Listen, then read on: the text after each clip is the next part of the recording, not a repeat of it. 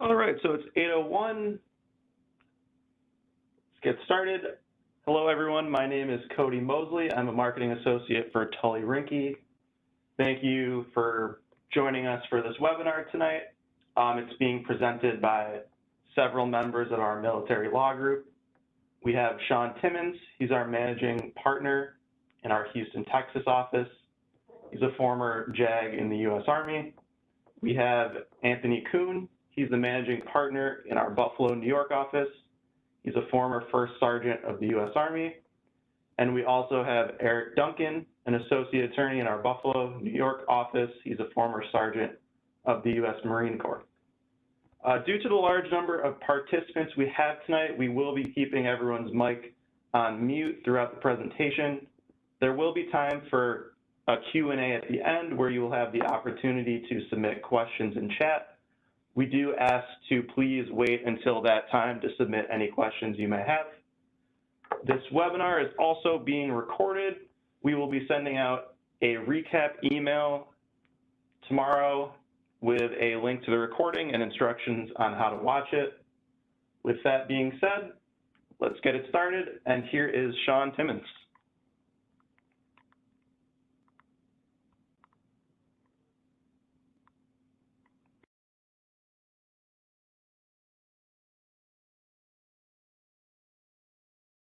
Hey, Sean, you might have to unmute your mic.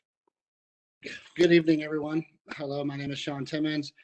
I'm the managing partner of our Houston, Texas office. I also have oversight over our Austin, Texas operation, which is near Fort Hood. I cover the state of Texas and much of the country, representing individuals coast to coast in all branches of military services.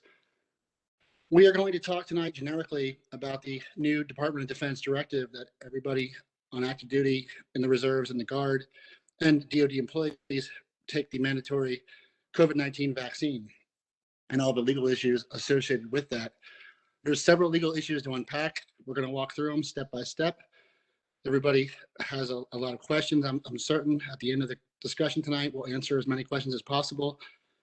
Also note, please, that our overview is generic. If you have specific questions that are specifically related to your individual facts, the analysis may change substantially based on your particular individual factual situation.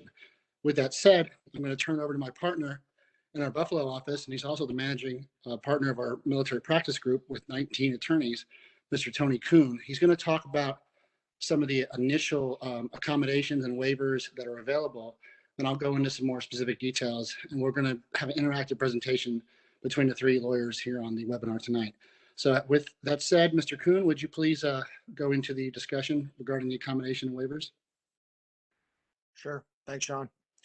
All right. You know, I know it looks like we're up to a little over 120 people here. So that's an indication of how important this topic is and how many questions are out there. So we anticipated a large group. I expected that number is going to grow throughout this webinar here today. Some people are probably still trying to figure out first time they've used WebEx. But, you know, we're going to get right to the question that really is on everybody's mind, and that is, what can you do if you have made the choice to not take the vaccine? Or maybe it is just, what are your options? And that will help you decide whether or not to take the vaccine. So I just want to make clear that this is not this is not going to be a webinar that's politically based. You know, it's not going to be about our opinion as to whether or not you should get the vaccine. I'm not even going to get into my opinion of the vaccine. But I just want you all to understand what options you have, and you know, hopefully we can clear some of these things up for you all. So there are a number of different waivers out there, and this is just generally speaking with regard to any vaccine. So whether we're talking flu vaccine or COVID, you know, obviously COVID is being treated a little differently because it's a pandemic, and you know, some people are very scared about this virus. So they're treating it differently than they might treat flu, for example. But, you know, we don't have a bunch of people dying in the country, at least not reported, from the flu virus right now. So, you know, no surprise, safety first. They're making a big deal out of COVID. So what can you do if you decide that you're not going to take the vaccine? You have a couple of different options. The first, one of the main options that we see a lot is a medical accommodation. Generally speaking, this is for individuals who may have a medical condition that will or could worsen following the vaccine, or it could be individuals who are susceptible to a certain medical condition if they get the vaccine. Really, the main thing that you're going to need to prove that, or to help you prove that, is something from a doctor that says that you are, either at risk of developing a condition or you have a condition that might worsen. You're going to want to tread carefully here, because we all know that if you develop a unfitting condition, or you disclose an unfitting condition, there's a good possibility that you're going to be separated from the military. You might be eligible for a medical disability retirement. But if it's something that the military, something maybe you didn't disclose to the military, you're supposed to do that. And if you disclose something now that existed prior to your enlistment that you did not disclose prior to your enlistment, you could potentially be facing, anything from administrative separation to court-martial for fraudulent entry. So just keep that in mind. But the best piece of evidence that you can get is something from a doctor. It's almost definitely not going to be your doctor at your TMC, a military doctor. I can pretty much guarantee you that they're not going to tell you that you shouldn't take the vaccine. So if you're looking for that type of medical opinion, you're probably not going to find it on base. You should consider speaking with a doctor off base, somebody who really isn't kind of caught up in the middle of all of this. And the reason this is important, I'll use the Marine Corps, for example, because we're starting to see the policies come down from each individual branch. As we know, DOD said back, I think August 24th, that this is now going to be a mandate, but each branch was tasked with providing, I believe the word was an ambitious policy to get everybody vaccinated, right? So now we're seeing those policies. I believe the Marine Corps policy says that you have to have your medical waiver or accommodation request approved by a DOD doctor or physician. That's true probably for all branches, because somebody's going to have to evaluate your request for an accommodation, and they're going to have a DOD doctor or a military doctor involved in the process anyway. So they just clarify, they just added it in, kind of to make it probably appear like a difficult step in the process. I don't know. I don't really know the reason behind it, but of course you have to have a doctor in your branch sign off on it, or in the DOD sign off on it. So what you could do is you could go to that civilian doctor first. And I'm not trying to give anybody ideas or tell you that this is how you could work the system. I'm telling you, if you have a condition that could worsen, or you think you have, you're susceptible to a condition, and what you could do is you could go to a doctor, discuss your situation with that doctor, and if that doctor agrees with you, they're going to issue some type of medical opinion. Then you bring that medical opinion back as supporting documentation to support your request for an accommodation. And now, guess what? The DOD doctor's stuck in a difficult situation. If they disagree with your doctor's opinion, and they're willing to kind of put their reputation on the line to disagree with that doctor, and you get the vaccine and they're wrong, that could affect their standing as a doctor in the community, could potentially affect their license. So they're going to be a little more reluctant, I think, to deny a waiver if you have some type of documentation from a specialist or from a doctor that can show or help you prove that you have a condition or are susceptible to a condition. So, that's the first big one. That's the medical waiver. And I know Eric has done a ton of research on this, so I'm going to ask Eric if he has anything that he wants to add with regard to the medical waivers or accommodations. So as far as the medical waivers go, they are recognizing two different types. One is a permanent waiver, which you need a specific contraindication to it. So for example, that would be you're allergic to one of the ingredients in the vaccine, or there's something else in the chemical compound of that that's going to prevent you from taking that vaccine. It's the only time you're ever going to get a permanent medical waiver for the vaccination, whether it's the COVID-19 vaccine or anything else that you're looking to get a waiver for. They will grant temporary waivers based upon certain underlying medical conditions, but those always are going to get reevaluated continuously. So if you're looking for a permanent waiver and looking to remain in service, you're going to need to prove that you're unable to take the vaccine due to some type of underlying medical condition. As far as the other types of administrative waivers go, some services are granting or are claiming that they're going to grant administrative exemptions to the vaccine based upon how close you are to retirement, separation, I believe the general rule right now is about 180 days, and that's with approved retirement or approved separation orders. Now, I know the Air Force, for example, isn't necessarily going to grant a waiver request just based on the fact that you're 180 days out from service. They're going to want a little bit more than that. They haven't exactly pushed down clear guidance just yet. I expect them to do so very soon in the future. I think that about covers it. That, Tony? Yeah, I mean, I'm pretty sure the deadline's been issued for the Air Force. I believe it's November 2nd. So it came down a few days ago. But so that's we touched a little bit there on admin waivers. We're going to jump over to that here in a second, but I just want to make sure we're good to go on medical. Sean, did you have anything that you want to add in there for medical waivers or accommodations before we jump over to admin or religious? Yes, Tony, thank you. What I've spoken about before with members of the media, you may see them published. If you're in the armed forces and you're on active duty, you've already been vetted for medical qualification and medical suitability. So you're probably going to be part of that population that's considered very healthy. You know, the military weeds out through MEPS 2 out of 3 applicants to say they're medically unqualified or they're unqualified for some other reason in their background. So if you're medically cleared for entry into active service, you're probably going to be considered medically clear for the vaccine, absent specific circumstances like diabetes or some condition that's identified as potentially being worsened by the vaccine. I just use as an example. I'm not a physician. I'm not making a medical opinion or a medical assessment.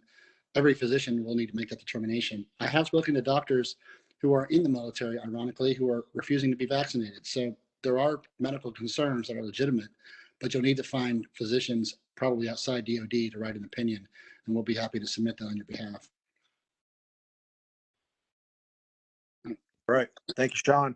You know, again, as both Cody and Sean have said, we'll open this up to questions, but we want to keep moving because we got a lot of materials to cover, and it looks like, you know, we're up around 140 people now. So moving on to another type. I mean, I guess we'll hit on just the general admin waivers. Eric touched on those a little bit, just to kind of add a little bit to what Eric was saying. You know, you could request just an admin waiver. Some branches are saying they're not going to grant them. Others are, it's built into their policies generally. But for some reason with COVID, they're trying not to grant that same admin waiver that they would grant for any other vaccine. So, you know, our recommendation is that you proceed, submit your request, even if the guidance for COVID alone is that they're going to handle your request a certain way. I know there's been a lot of speculation. We've obviously spoken with hundreds of service members who have very legitimate concerns about this vaccine.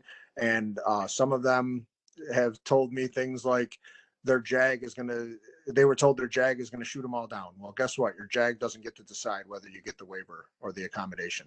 So don't believe the hype. You know, you use your process, use your due process, use the channels that you're permitted to use if you decide that you're going to pursue some type of accommodation or waiver. And if you're close to EAS or ETS or close to retirement, I think some branches, their general policy is 90 days. As Eric said, they're probably going to grant some out to 180 days. And then other branches are going to try to not grant any at all. So we expect that this is going to be messy across the board because, you know, DOD is not really putting out a bunch of clear guidance, especially with regard to how people are going to be handled if they deny or if they refuse to take the vaccine. So we'll get to that in a minute, but let's jump over to talk for a minute about religious accommodations or religious exemptions. And, you know, much like a medical exemption, probably your strongest evidence is going to be from somebody who is involved in the church or in your religion. I want to be very clear here that there is no right or wrong religion. You know, you don't have to be a Catholic. You don't have to be a Christian. That's not the way religious accommodations work. So whatever your religion is, if you have deeply held religious beliefs that cause some type of issue for you or conflict, then you should consider doing a religious accommodation. I've gotten calls. I'll tell you that I got a call from actually a parent not too long ago who wanted me to tell that individual what the religious accommodation should be and what they should argue. That's not the way it works. Attorneys aren't going to tell you, you know, what story you should make up. But what we'll do is we'll help you if you feel like for whatever reason, maybe because of the fetal cell lines, which is a very common concern, If you feel like that is a concern for you and you're strongly opposed to that, then we can assist you in, giving you guidance on how to develop your request. That might be, speaking, if you're a parishioner, getting proof that you're a parishioner. If you're making donations to the church, getting proof of that. Just involvement in your church. Some people, I've had individuals who have gone through seminary, and I've actually conducted consultations with them. A little surprised because they weren't chaplains, but they've done different things because they're just devout in their religion. And if you fall into that category, then you should consider doing a religious accommodation waiver. I want to dispel a quick myth. We'll get to some conspiracy theories here in a little bit, but when you are dealing with the church, we talked about the fact that you could be a Christian, you could be whatever it is. If you are opposed to abortion because of your religious beliefs, early in the process, we had commands coming back to us and saying, we're just going to shoot it down because no fetal tissue, no aborted fetal tissue is used in the vaccines. So that's partially true. It's an issue of semantics. Most of the vaccines do not actually contain aborted fetal cell tissue. All of the vaccines were tested to the best of my knowledge, and we've got a lot of research that supports this. All of the vaccines were tested using the fetal cell lines, which we believe is aborted fetal cell tissue, and that's what the reports that we've developed or researched shows. So we've got a long line of research on this. We do believe that the fetal cell lines were used in the development of every one of the vaccines that are currently marketed. But the only one you really have to be concerned with right now is Pfizer, or they've renamed it, but that's really the vaccine that you have to be worried about. And all of our research shows that those fetal cell lines were used in the development of that vaccine and the testing of that vaccine. So that argument's gone. We can help you support your argument. Don't buy into there isn't any in the vaccine if your concern is whether the fetal cell lines were used or not.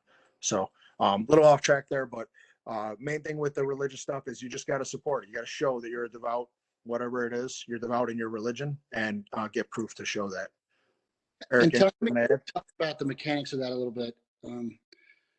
Generally, like the Army is requiring an endorsement from the chaplain to be attached as an exhibit to your request for a submission for religious accommodation. That's generally within the regulation as it exists already for the flu vaccine and for other vaccination. If you have a religious objection, the chaplain's supposed to endorse and say the chaplain had a discussion with you and they believe that your objection is sincere. That's the end of the discussion. You're not to be interrogated by your company commander or other individuals in your chain of command about the content of your belief or how often you go to church or who you pray to. And they can't mock you either and say, oh, well, the Pope came out for vaccination, therefore, since you're Catholic and the Pope's getting vaccinated, you're not really a Catholic, therefore, we're going to just recommend denial. That's impermissible religious discrimination in violation of Army Command Policy AR 600-20.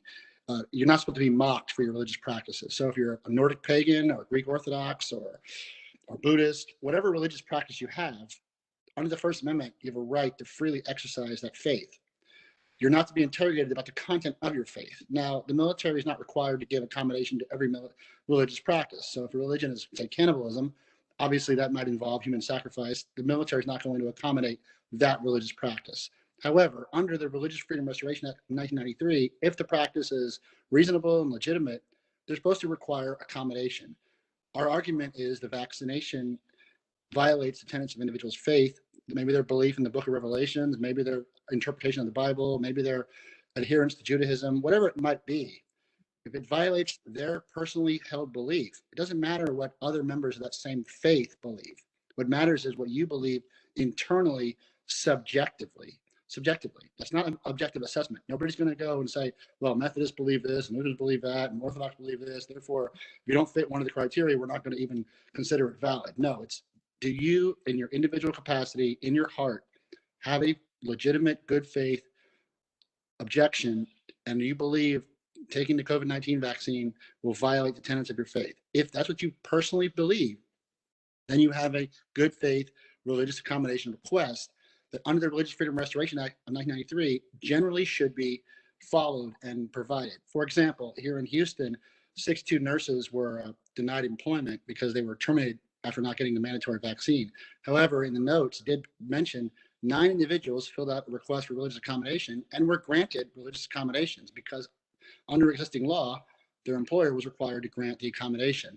Why were the other individuals terminated? The argument from the employer is, well, they didn't seek a religious accommodation. We didn't have to grant them any kind of permission or waiver or accommodation because they didn't seek it. So the bottom line is, whether it's administrative, it's medical, or religious, you've got to take proactive steps to affirmatively assert your rights under existing law. The command may come back and say, well, in 1904, the Supreme Court said mandatory vaccination was legitimate within the police power of the state. That's correct. But in 1904, as you can tell, 1993 Religious Freedom Restoration Act did not exist. The Religious Freedom Restoration Act strongly codifies the existing tenets of the First Amendment, which is the free exercise of your faith is not to be abridged. Everybody reads the first part of the amendment, but they forget the second part. You know, there's supposed to be a separation of religious churches and the government officials. There's not to be an official church, but there's also not to be any abridgment of your free exercise of your religion. So unless it interferes with, public policy, like the example I provided earlier. I think you hit it. We got a limited time to get through each topic. So I want to jump over to Eric here real quick and see if Eric, you got any insight on this one as well before we move on? I'm sorry, Tony, you're breaking up there. You got any insight that you'd like to add before we move on? No, I think Sean touched on everything, and I just want to hammer home, guys.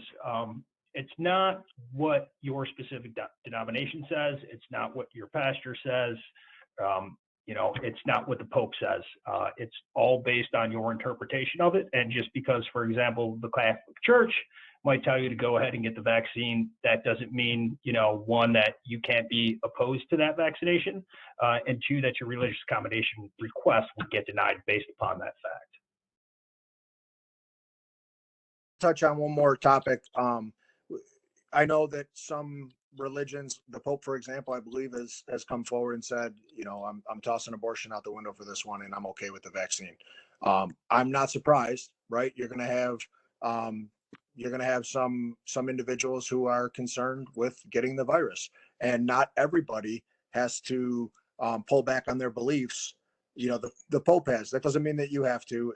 Even if you are a devout Catholic, you don't have to, just because one individual said that they're okay with the use of the fetal cell lines. You don't have to also be okay with that. This is an individual choice. You get to choose what you put in your body with regards to these types of accommodations. Maybe not generally, but at least with regard to your religion, you get to request that accommodation, even if the Pope has endorsed the vaccine. So I just want to clear that up. I know that that's an argument that sometimes these requests are going to be denied, and that's the basis for the denial. So whether we draft the request or you draft the request, that's a topic that you should get in front of in your request, and make sure that you include a section on that, and make sure that you face that argument head on. Sean, I believe you wanted to maybe jump into how to submit the requests, or the different types of potential separations or something, if you want to go ahead and take the lead. Thank you, Tony. Appreciate that. Yes, the next question logically is going to be, first off, am I required to get the vaccine? Yes, generally are. Under Article 92 of the Uniform Code of Military Justice, the order is technically a lawful order, and you're required to comply. Our position is compliance includes seeking a waiver or an exemption. As long as you're affirmatively seeking that waiver or exemption, our argument is you're in compliance. The military's rebuttal to that is potentially going to be, okay, your request for accommodation or medical waiver has now been denied. Here's your notification of separation. Or worst case scenario, here's your referral of court-martial charges. We're going to allege under the Uniform Code of Military Justice, Article 92, you violated the lawful order by refusing to get vaccinated, and your request for accommodation was denied. That's the thermonuclear worst case scenario. High value targets, such as, say, a Navy captain or an admiral or a general officer or senior colonel, might face an actual trial. In anthrax, individuals were court-martialed, and they were found guilty, and they were confined, and they were dismissed from the service. The Air Force actually dismissed pilots and confined them for becoming an officer and for willful refusal to follow lawful orders. Those cases ultimately were, fully adjudicated, and I don't want to get into the details of any individual case, but that is the worst case scenario. What does that involve? That involves the command actually drafting a charge sheet, serving you with the charge sheet. Then you would be at that time detailed representation from Trial Defense Services or the Area Defense Council for your applicable service. Of interesting note, the military service departments have advised the Trial Defense Services and the legal assistance offices across all branches to provide absolutely no assistance to those on active duty. So if you are going to legal assistance or you're going to the Trial Defense Services and you want advice or assistance with getting a waiver or accommodation, they are under DOD directive to provide no assistance whatsoever. However, if you're criminally prosecuted, they will be compelled to provide you a defense. You are also entitled to have a civilian representative as an attorney at no expense to the government. So you can hire your own private counsel. Why would I hire my own private counsel when I get a free attorney? You're paying for experience, expertise, and gray hair and wrinkles. You're paying for that extra knowledge. If you're going in for a heart surgery, you probably want the heart surgeon who's more experienced than the brand new graduate out of medical school who just first time they're going to operate on a heart. Naturally, your entire life's on the line. So if you have a court martial, you may want to consider having someone with experience in your corner. Not everybody can afford that. So unfortunately, individuals may get an attorney assigned from the Trial Defense Services, and some of them are pretty good. Some of them don't know what they're doing. It's really a hit or miss. Don, can I just add to that as well, real quick, just briefly? Yeah, just something to consider. And I'm not anti-JAG by any means. Sean was a JAG. We've got JAGs in our firm who some are still in their reserve status. So this isn't a knock on anybody, but most of the time when you work with the JAG attorney, you're going to get good representation, and the person will work hard and try to win your case. Sometimes it's a touchy situation for some people, and not everybody is morally intact and isn't worried about their OER or pissing off their commander. It's a difficult situation to be in, which is why I said what I said earlier about the difficulty with getting a doctor, a military doctor, a DOD doctor to give you evidence to support your medical request. It's very unlikely to happen. Just consider the fact that it's going to be difficult for an attorney who has to report to their commander who forced them to get the vaccine, and is hoping to get a good OER. It's going to be difficult for them to beat the drum and really go to bat for you. I'm not saying that they won't. It's just is going to put them in a very difficult situation. And of course, not all of them are going to go to bat as hard as they could. So that's a great point, Tony. That's why I wear this particular outfit instead of a military uniform, because I was called into the office more than once saying, "Hey, Captain Timmons, you're really making the government look bad. Stop doing that." That's sir, that's my job. My job is to advocate for the soldiers. No, your job is to be an effective attorney. So yes, many of the attorneys will be under duress to do a crappy job because that's what they're being wink, wink told to do, even though they'll tell you opposite. And even though the law says opposite, the reality is the commander who's writing their OER is the same commander prosecuting you. So do you really trust that system? It seems pretty corrupt. That's my editorial on that. That's not anything officially endorsed by anyone. That's my personal opinion. And not a shot at anybody personally. It's a system that doesn't make much sense, is what it is. I agree with you 110% there, Tony. And I think the system is I'm very skeptical of the system. With that said, our job is to go against the system every case we retained on and fight hard for our clients. So back to the process, there's a 32 investigation, there's a preliminary hearing. That's kind of a joke. The determination will be the probable cause to pursue the trial. Then you'll have a trial. The trial process involves preliminary motions hearings on Article 39A of the Uniform Code of Military Justice. That involves motions to dismiss by your attorney, discovery battles where, issuing subpoenas to the pharmacies involved here, asking for production of evidence and medical records to potentially show the vaccine was not approved properly by the FDA, therefore it may not be a lawful order. There's many defenses available to try to, quote unquote, get the case tossed on technicalities. Assuming those technicalities don't work and are not effective, then the case will be set for a trial. We're talking several months later. The trial process involves picking a panel, a jury. In the military, they call it a panel. Those individuals, by law, have to be senior in rank to those in the armed forces. So if you're a sergeant, your panel has to, if it's enlisted, it has to be senior NCOs and officers. If you're already an officer, they have to be officers exclusively and officers who outrank you by date of rank. So a captain would have to have a probably majors and above on their court-martial panel. The panel will be tasked to determine if you are guilty or innocent of the charges. The government's going to have a pretty straightforward technical case to say you violated the order and the accommodation was denied. However, the sentence is going to be determined by the panel, and hopefully the sentence would be light, if any. There is movement with the National Defense Authorization Act to short-circuit the court-martial process on mandatory vaccination. It's possible Congress passes a law that says anybody being separated for refusing to take the vaccine is going to be granted automatic honorable discharge. However, that's not in law at this time, and there may be administrative discharges prior to that becoming in the law. Let's talk about the more likely outcome. Court-martials, as I discussed, involve a lot of moving parts. The government has to spend a ton of money. Every court-martial generally has designated expert witnesses. At a minimum, for sentencing, you have to have a physician who's a psychiatrist to provide a rehabilitative assessment. So the government has to hire outside psychiatrists to write a written report in every court-martial about your redemptive materials. That's a lot of money for outside physicians to come testify. They have to fly them in, they have to put them in a hotel, they have to pay their per diem, they have to pay their medical billing rate.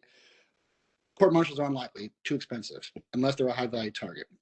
The much easier process for the command to whittle down the numbers who are not complying with the directive is to administratively separate them.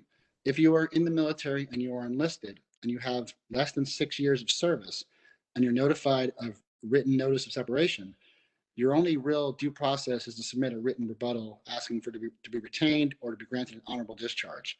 If you are an officer and you have less than 5 years and you're probationary status and they notify you of separation and they propose a general discharge, it's the same process. You're going to have the opportunity to submit a written rebuttal, and that's it. You'll go up to HRC, you'll be out of the military probably in a few months. If you have more than 6 years enlisted service, or you have more than 5 years commissioned officer service, you are entitled automatically, by operation of law, to a board, a neutral, detached, independent board to make an assessment and a recommendation whether you should be separated or retained. That's a long, drawn-out process. It requires notification, it requires advance notice of witnesses, advance notice of the evidence, scheduling the board has to convene, they have to have a full day or longer hearing. In the Air Force, it takes an entire week. The hearing has to occur, and then they have to make a vote, and the vote will be either retain or separate. And there's many questions involved in the administrative separation process. If there's a board, the board's going to determine you did or did you not violate the lawful order, yes or no, and if you did, what's the next appropriate disposition? So they could vote, and I could see this happen. They could say, yes, you violated the order, but the next question is, do we retain this person or do we separate them? They could vote to retain you, and then you're being retained even though you're not in compliance with the directive. So it's possible individuals who are close to retirement may go to a board, face admin separation, but get voted to be retained and continue on to serve until they hit their retirement eligibility and then possibly retire. Or they could be voted to separate, and it goes to characterization of discharge, honorable, general, or other than honorable. Another caveat to this board process is if they notify you of other than honorable discharge, you're automatically entitled to a board. However, because of the numbers of individuals who are going to be separated administratively, potentially, they're probably not going to do that right off the bat.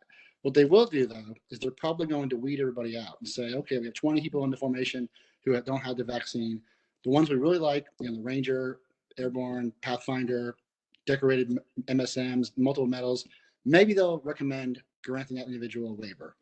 But the ones that are late to formation, who have other demerits, counselings for insubordination or other marks on their record already, they're going to use that failure to get vaccinated along with the other alleged misconduct, and they'll put it all together in one sheet and say, okay, yeah, Mr. Smith, we're going to get rid of Smith because he's always late to formation and he's not getting the vaccine.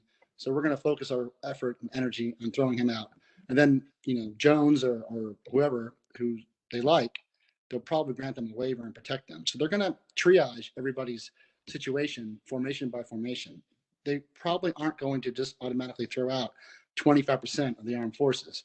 That would be, detrimental to readiness and mobility, and it's going to be catastrophic to our national defense if we remove a couple 100,000 people on active duty. It's possible, technically, but it's highly unlikely. They're going to triage these cases and work on separating individuals target by target. What can you do to avoid being targeted?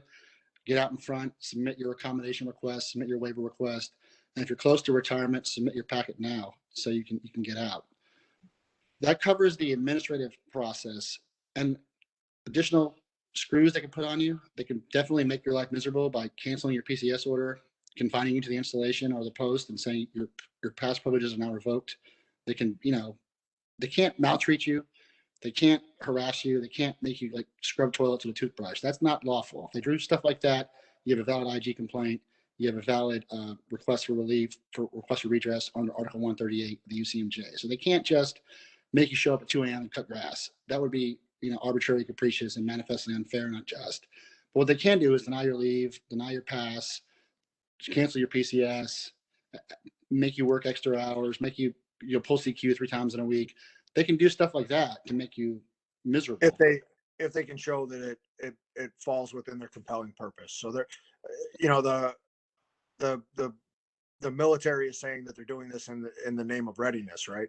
So if they can make an argument that keeping you home from leave is because we don't want you to contract COVID, or forcing you to quarantine when you get back, or putting some type of restriction on your leave, PCS, things like that, they can say that they're doing it, based on their compelling purpose, which is readiness.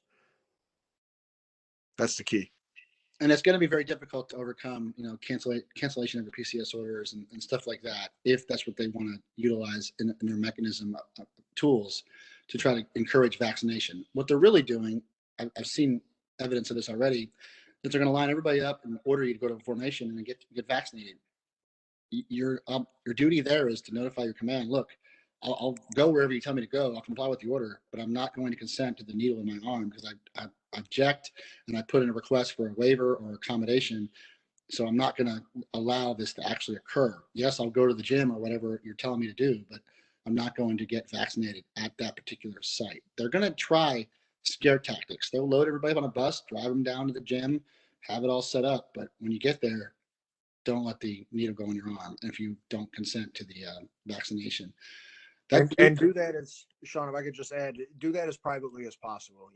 I spent a lot of time as a drill sergeant on the trail, and I'll tell you, I as a drill sergeant, I would not, I march 250 soldiers at a time. And if we're doing something like that, I don't want to be put in a position where I'm in front of hundreds of future soldiers, and some new kid who's been there for a week starts acting disrespectful and getting mouthy with me because he doesn't want to take the vaccine, because there's probably gonna be some push-ups involved, right? So don't put yourself in that situation. If you talk to somebody that's asking you for advice, don't put themselves in that situation. Be respectful, maintain your military bearing, and be proactive. Don't wait until you're in that situation.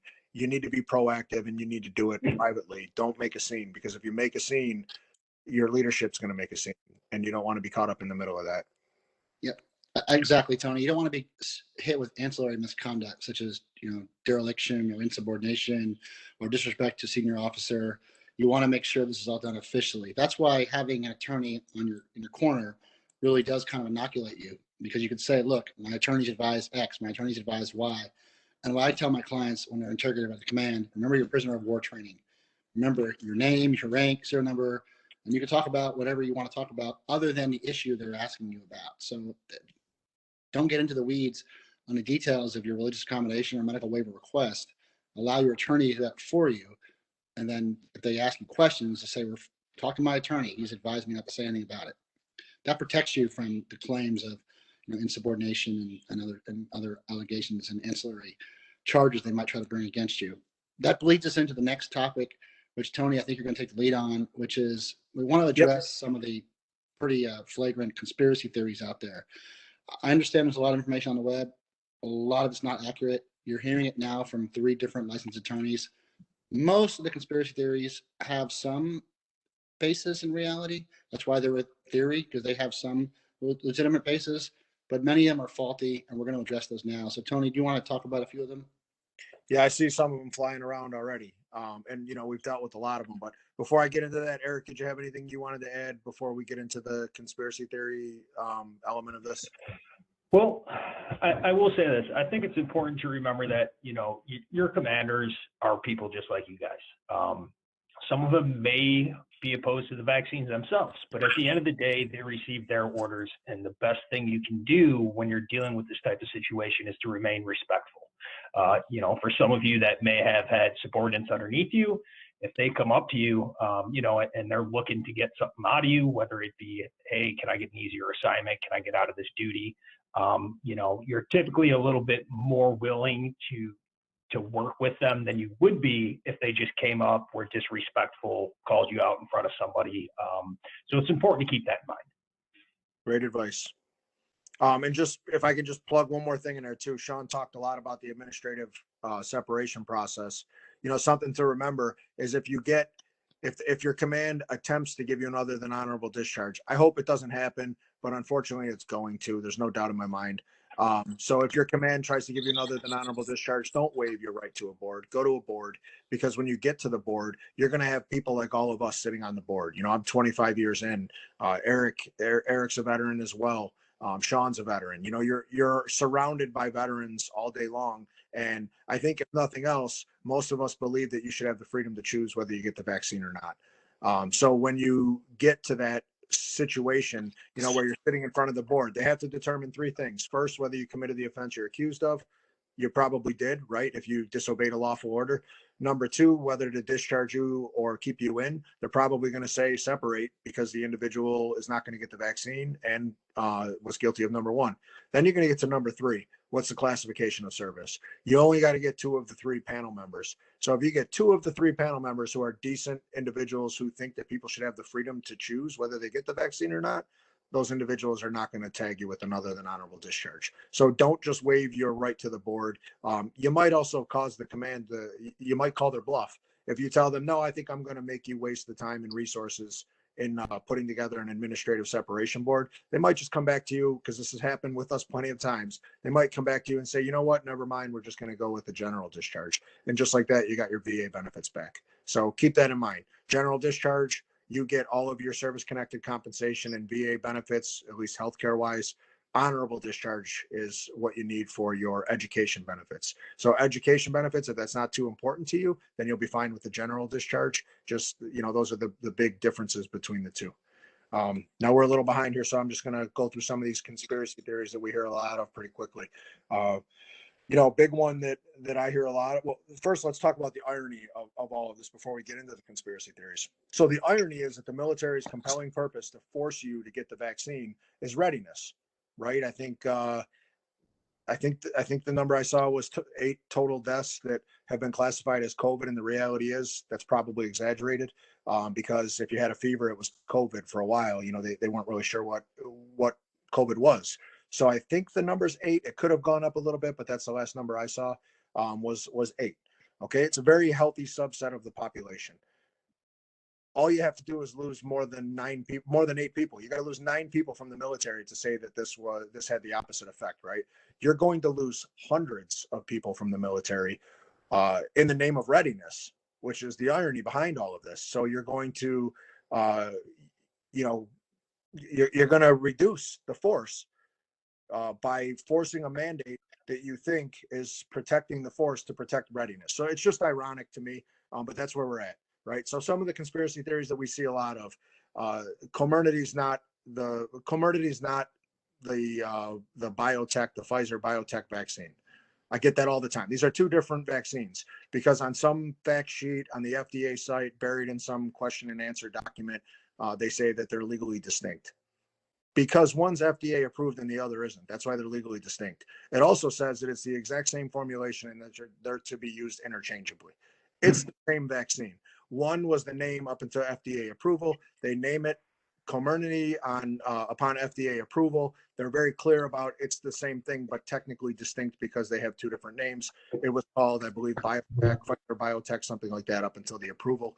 Once it got approved, they named the vaccine like they always do. It's not a different vaccine. Sure, it's legally distinct. It's really the same vaccine. That's why it's the same formulation and it's used interchangeably. So that might be, you know, an argument that'll be made in federal court somewhere someday, and you know, it might it might make a judge think twice before determining that it's the same vaccine, but it's not something that's going to help anybody in a religious or a medical accommodation request. So don't waste your time putting it in there, because you're going to actually chip away at your request. Lose credibility right out of the gate. So it's the same vaccine. So that's the first thing. There's a lot about the emergency use authorization.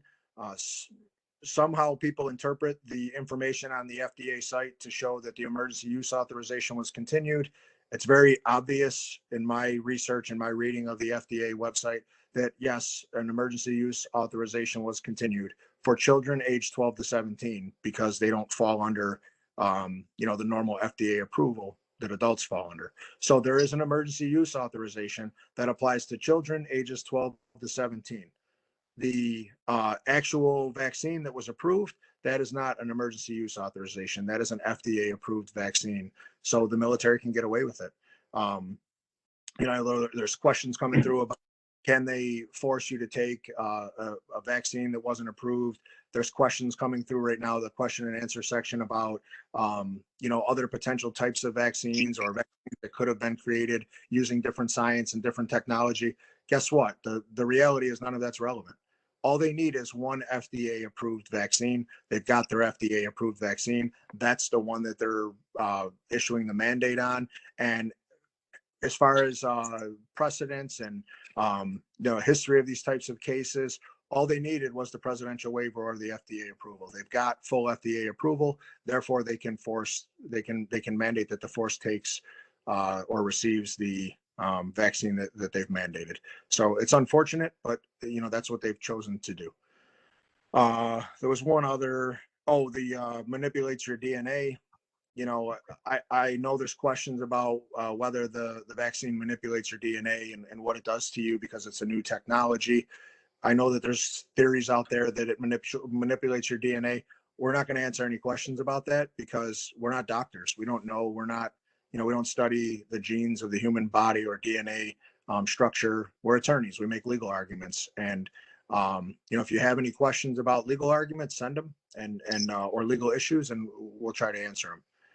I think that was the only one. Did I miss any of the, Eric? I know you've probably dealt with a couple. Sean, did I miss that? No, I will say this though.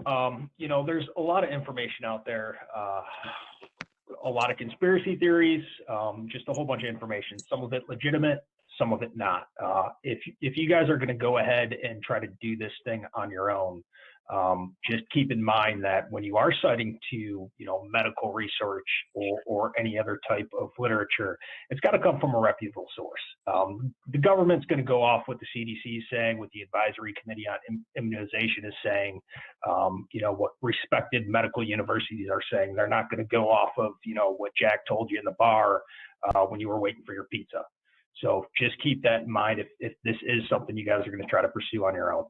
And one theory I've heard, it's a conspiracy theory, which may well be true, who knows, but that this is a scam by the pharmaceutical industry to permanently get more revenue for their business, because now by having the mandatory vaccine and the third booster, you're going to need a shot every 6 months for the rest of your life. So it's permanent revenue for the pharmaceutical companies. That might actually be true, but it may not be necessarily the reason why it doesn't invalidate the directive to take the vaccine. So the military may say, okay, every year you're going to have to get the annual COVID-19 shot, same with the flu shot that's given annually. You may think that's terrible, and that's something you don't want to have a shot every year for the rest of your life to have you'd rather rely on your immune system. That's a personal decision I believe you should have the right to make on your own individual medical situation. But that is one of the theories out there. Other theories on the web about Bill Gates conspiring to depopulate the earth and all kinds of other fanciful theories. I haven't seen evidence to validate the legitimacy of those conspiracy theories.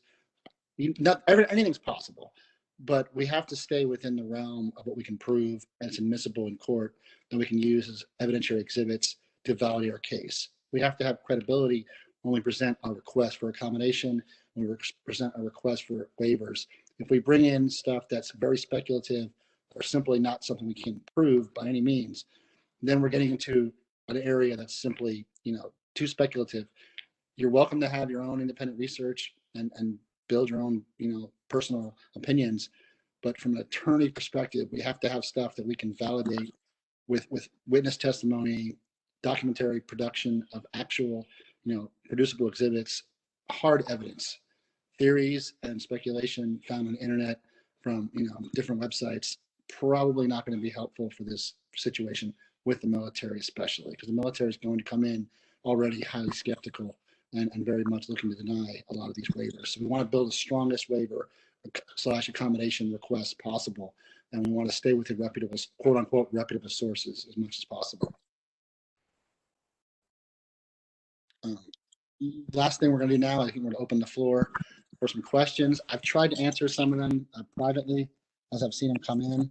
One of the ones that caught my attention was, is the military going to be liable if I'm injured or if I'm harmed? Probably not. I'll tell you the bad news about military liability when it comes to injuries incurred while on active duty. But if the military cuts off the wrong leg when they're operating on you, you're fairly sparred from getting compensation. You can get VA compensation because you're missing a leg now, and you can get 100% VA rated disability because you're now permanently, unable to walk because they removed the wrong leg. But as far as medical negligence, the doctors are pretty much immunized from that. There simply is no liability for the physicians when it comes to financial compensation available for lawsuits. You're fairly sparred. There is a new program to submit claims for payment for gross medical negligence, but it's extremely limited. There's a lot of exceptions to it, and it's almost impossible to get any kind of recovery. Ideally, Congress will pass a law to end the fairness bar to medical negligence claims. Congress has not done that, and the Supreme Court has not taken the case to overturn that. So, unfortunately, if you're on active duty and you suffer any injuries from the military medical treatment, if they give you too much Motrin and you have an adverse reaction to it, and it was negligent for them to do that, they're immune from liability. You're not going to get any kind of recovery other than your ability to file a claim with the VA. One of the questions was, what about long-term side effects? Honestly, we don't know the long-term side effects. We haven't had enough time to determine if there was long-term side effects from happening. For example, asbestos exposure, people exposed to asbestos didn't get symptoms for 20, 30 years. So is it possible there's long-term latent side effects to the vaccine? Absolutely possible. What'll happen is eventually the VA may connect a condition and say, okay, you got Parkinson's disease and you had the vaccine and nothing else is different. Okay, we're going to connect your Parkinson's to military service and we'll pay you VA compensation. So if you do develop a condition in the future for a VA disability compensation claim, you may be able to argue the vaccine is the proximate cause of my injury, and I only had the vaccine because I was on active duty and I was ordered to take it. Therefore, I should get a higher disability rating because this new condition came up and there's nothing else connecting it except for the vaccine. That's possible, but that's going to be decades down the road, nothing anytime soon. And I think we've covered most of the questions. Obviously, privately, you can always schedule an appointment to talk to myself or Tony or any of our other attorneys. We have a large military law practice group in our firm, and we are answering as many questions as possible privately through individual consultations. We have offices around the country, coast to coast, and we're frequently litigating in military courts all over the country. We're handling as many cases as possible and helping out as many people as possible. And I'm trying to do this as efficiently as possible too, because I know everybody's financial situation is different. And there are other attorneys handling these cases too. So you're always welcome to get other opinions. But our opinion is relatively, I believe, agreed upon. You have a right to object, and you have a right to submit that objection in writing. However, the military may well move to separate you. And the best thing you can do is try to fight back, make sure your honorable service is credited properly. You're not thrown out unfairly. And Tony, anything you want to add to our discussion? No, I'm trying to knock out as many of these questions with the time we've got left that I can. There's questions about the topic that I brought up, whether it's the same vaccine. And again, like I said earlier, the argument could potentially be won in court. And if the court grants a temporary restraining order or an injunction, they could stop the military from administering that vaccine for a short period of time until everything checks out, and then just go right back to administering it. But again, this is the argument that it's not the same vaccine, even though the FDA says it's the exact same formulation and can be used interchangeably. So that's going to be the government's argument. Obviously, it's the same formulation, can be used interchangeably. The FDA says so. So if the court buys your argument, they might grant a TRO, a temporary restraining order. They might grant an injunction, but the military's eventually going to get community or whatever they want to call it, and they're going to just administer that vaccine. So it might buy you some time, but it's not necessarily going to be a winning argument that's going to stop the mandate. I would agree, Tony. And under the Administrative Procedures Act, there's a great argument to say the military is not following their own regulations, because one gaping hole is under existing regulatory authority, if you have prior immunity because you already got COVID and you have the antibodies, you should be exempt from the vaccine, because if you had the flu and you don't need the flu shot if you've already had it. Other examples of that throughout the regulatory guidance. However, with COVID, they specifically removed that as an option. So if you have the antibodies, they're saying we don't care. That's a violation of the Administrative Procedures Act. However, that would require a judge to issue an injunctive relief to stop the mandatory vaccine. As of right now, September 15th, 2021, no federal judge has issued an injunction to stop the mandatory vaccine. So unfortunately, unless a judge does that, that argument has no merit at this time with the military services, because they specifically removed that, which I believe is unfair and unjust and in violation of existing regulations. But that's what they've done, and it's quite tragic. We'll try to answer some more of these questions individually. So as far as, immunity is not really a defense that they're permitting as an argument to avoid vaccination. Sean, there's a question here about if the waiver gets denied, can they kick me out even though I didn't refuse the vaccine? So probably not. So what they're going to do under those circumstances, again, the way that you handle yourself in this situation is going to determine your outcome. But almost definitely, if your waiver gets denied, they're going to give you an opportunity. Okay, waiver got denied. Time to shit or get off the pot. Take the vaccine or you're out. So you're almost guaranteed to get an opportunity to take the vaccine. You might face some type of, not necessarily a quarantine, but you might have to wear masks or have certain restrictions until you get the response to your request. And then at that time, they'll likely tell you, okay, it was denied. You're going to take the vaccine or are we separating you? That was one of the questions that came through. Thank you, Tony, for that. There's a lot of other information we probably omitted. Unfortunately, we're limited to an hour at this time. Sean, let me plug one more in here real quick, because this hits a lot of the people that we represent. So what's the difference between federal employees, DoD contractors? If you're a federal employee, you are mandated. You're required to take the vaccine. And it's a lot tougher as a federal employee to get some type of waiver or accommodation than it is in the military for this type of waiver. You're probably going to lose your job because it's essentially just a term of employment and you can walk away. There's no harm that's going to be caused to you, really. Where a military person could be court-martialed, could face an other than honorable discharge or general discharge and may have no choice or opportunity to fight that. So federal employees, it's difficult to get a waiver or an accommodation. If you're a DoD contractor, it's just going to, the employment structure is what's going to determine whether you have to take the vaccine. Each case is unique with that, Tony. Everybody's situation there might be relief available under certain contractual arrangements, whether they're a union employee or non-union. I would encourage individual consultation for everybody's employment situation. And there is active litigation ongoing with that area. So it's developing. A lot of this stuff, again, tonight, the information we provided is subject to the law as it exists right now and the current political climate and the current developments. If COVID goes away, it's a possibility some of these mandates might disappear. However, it looks like COVID is going to be with us for the foreseeable future. So our analysis is based on the idea that COVID will be around for potentially up to another year or longer.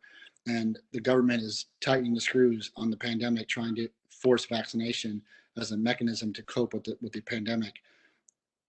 Obviously, good faith disagreement with that strategy, and you have a right to object. And we're here to help people pursue their legal options. And just so you guys are tracking, if you're going to try to do this on your own, make sure it's a very detailed request. A one-page memo is not going to get you an accommodation. I think our memos are 8 or 9 pages, so it doesn't mean yours has to be, but you want to lay out a lot of the research that you've done. You want to lay out really good arguments, and you want to get ahead of arguments like, well, the Pope said you should take the vaccine, right? You want to make sure that you get ahead of all those different arguments that are going to be relied on by your chain of command. So tie that all into one good request. or get some assistance, whether it's us or somebody else, get some assistance doing it, and you'll increase your chances of success. And you can always modify an existing request that was submitted. You can have it amended and submitted. And you can always supplement with additional evidence or additional documentation. So if you get an endorsement from a bishop or a letter from another physician, you can always add a supplemental exhibit to your existing request and say, I have additional evidence I want considered.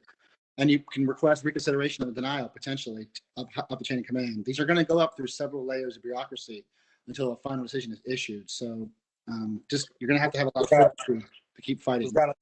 We've got a lot of people on here, so we'll just make this point as well. If you do get separated with, say, an other than honorable or general discharge, and guidance comes down that you should have been separated with an honorable discharge, don't hesitate to reach out to file an application at the Board for Correction Military Records for your branch, because your discharge will likely get upgraded. We do hundreds of those every year, so don't hesitate to reach out for some assistance with getting your discharge upgraded if you are separated with something other than an honorable discharge. And you may be able to get reinstated if political climate changes. So the reinstatement codes will be negative. So if you want to reenlist when the pandemic's over, you may need to go to the Board of Corrections to get your reentry code changed to allow to enlist in the future. We're here to help. Thank you everyone for participating tonight. We do appreciate Sean, we got one question just came through from Melanie asking if we will potentially do this for federal employees. Melanie, that is something I will check into. Because of the participation we've had here tonight, then there's a good possibility that we will, but I'll check into that tomorrow morning. So however you got this invite, stay tuned. If we can put something together, you'll see another one come out here soon. And feel free to follow us on the web. Things are changing every single day. Case law is developing as we speak. Lawsuits are being filed every day. Activities are changing constantly. So there may be developments that change the analysis as we go forward. You're welcome to follow us on our webpage and on LinkedIn and Facebook and social media, and we'll be publishing as much information as we can make public as possible. Keep in mind, we are attorneys and we have a duty of confidentiality to our clients and their specific factual situation, but we will give as much generic information as possible as we proceed.